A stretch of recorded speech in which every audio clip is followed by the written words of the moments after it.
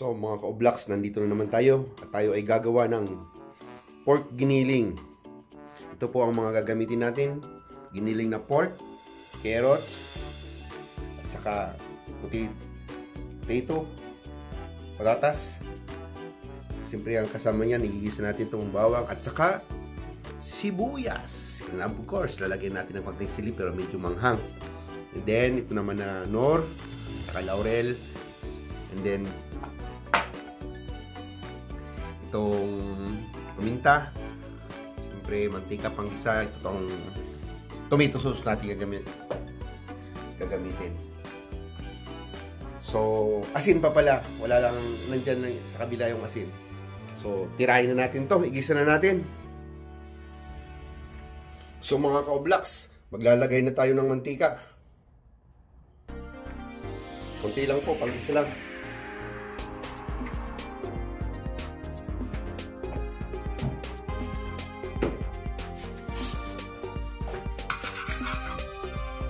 Sinahin natin yung bawang.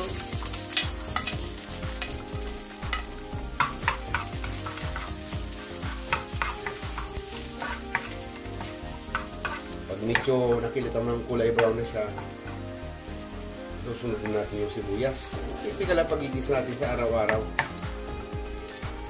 Eh, ito naman, naluto na ito, nakakadali lang ito.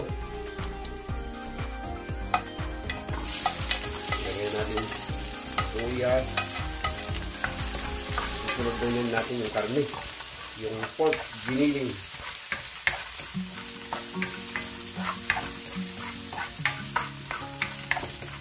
Susunod lang ito natin itong sibuyas. Ilagay na natin yung pork.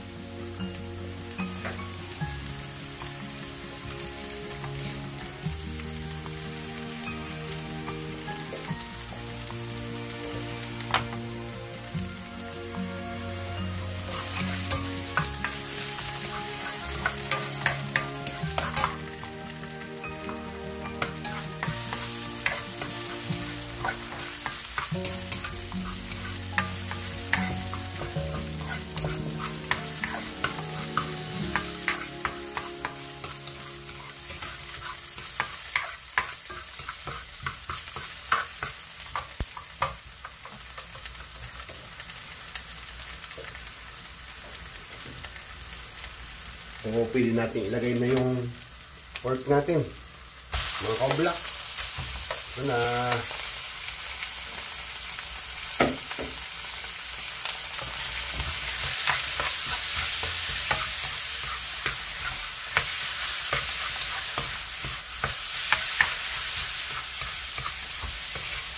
Luto-lutuin lang muna natin ito.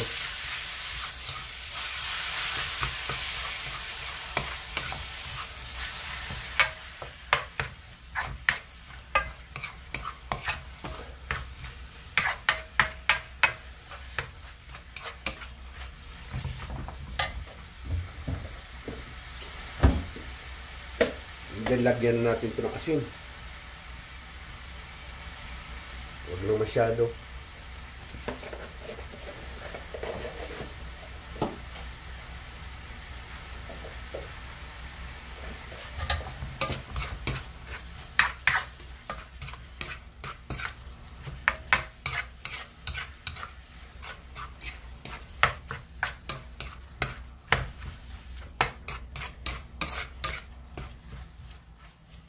So, hintayin na lang natin itong maluto. Saka natin ilalagay yung mga pangsahog dyan. Yung mga patatas at saka yung carrots. So, mga Oblox, lagay na natin ng nor para lumasa na siya dyan. Use natin pork para medyo malasa siya.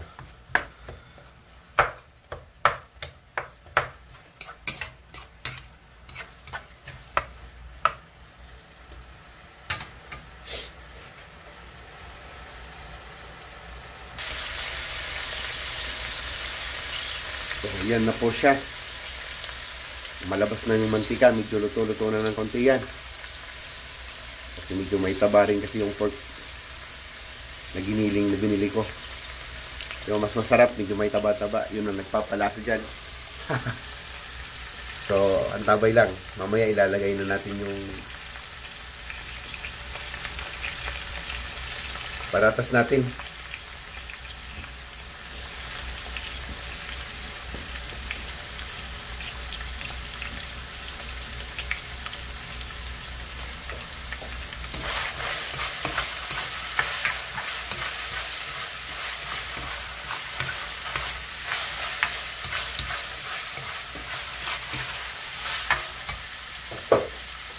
Lagyan natin ang paminta to.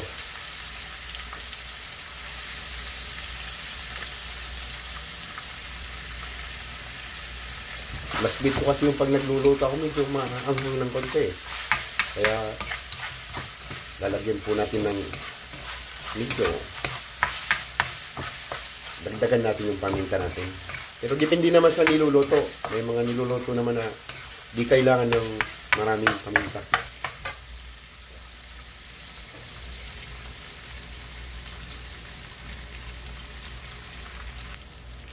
Ilagay na natin yung sili saka yung laurel para mabango.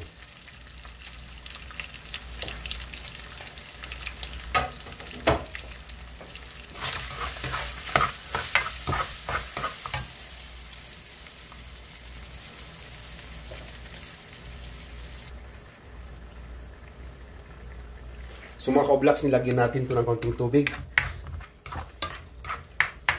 para may sabaw ng konti. So ilagay na natin yung sauce. Tomato sauce.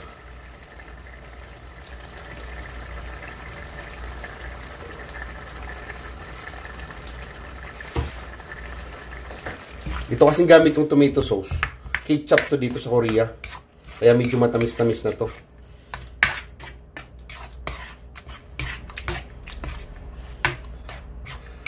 Alanganin na ketchup lang. You know.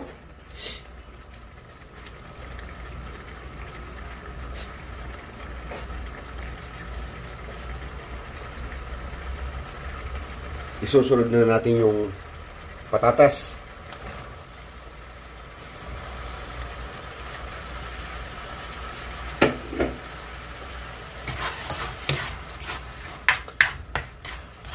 Pag sobrang tuyo naman, lagyan natin ng konti pang tubig. Nasa atin naman po yun.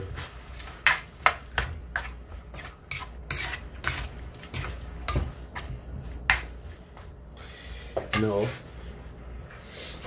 So magdadagdag tayo ng tubig.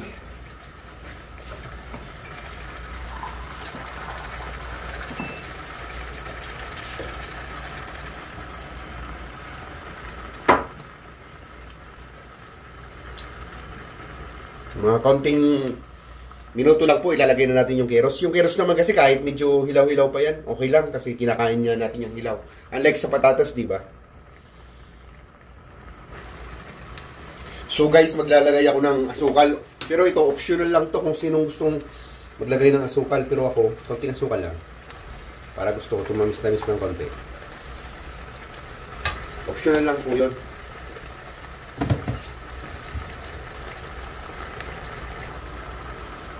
So mga ka-oblaks, pwede natin ilagay yung carrots.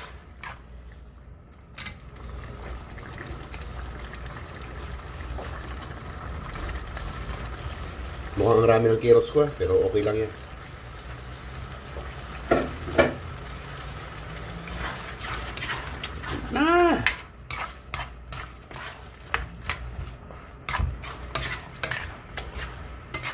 Lapit na to.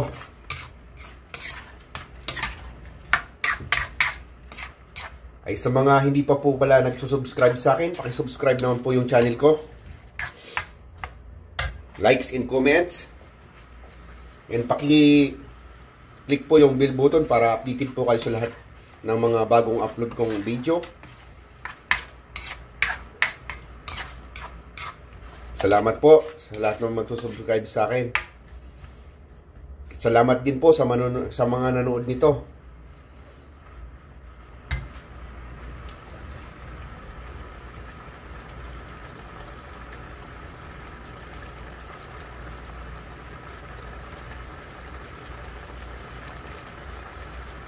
So, konting minuto na lang po. Luto na po to. Medyo palambutin lang natin ng konti yung carrots at saka yung patatas.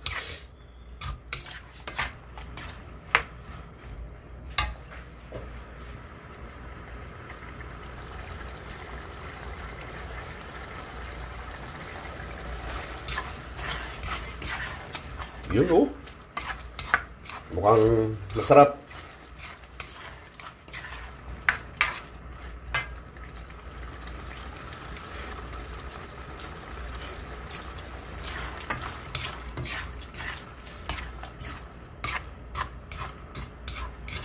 Dapat ito may nilagang itlog. Kaso wag na. Dagdag oras pa 'yon.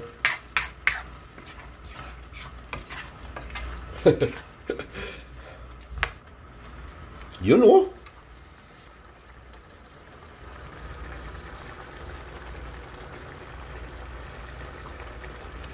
So konting oras na lang, kakain na naman.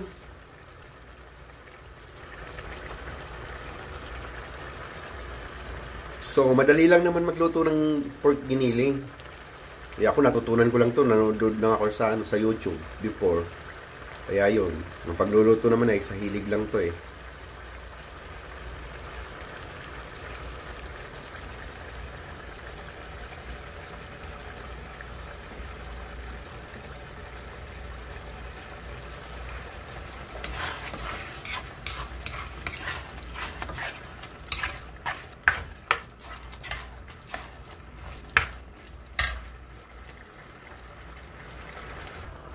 So, yun mga ka-vlogs, oh.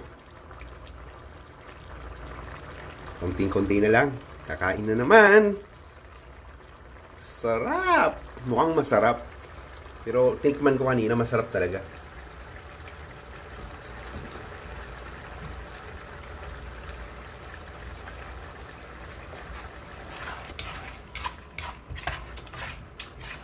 Tamang-tama lang to. Yung sabaw niya medyo lalapot na.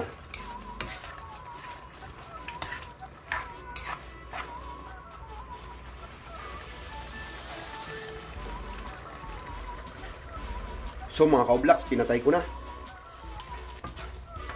yung apoy para kainan na. Okay na to. Yun.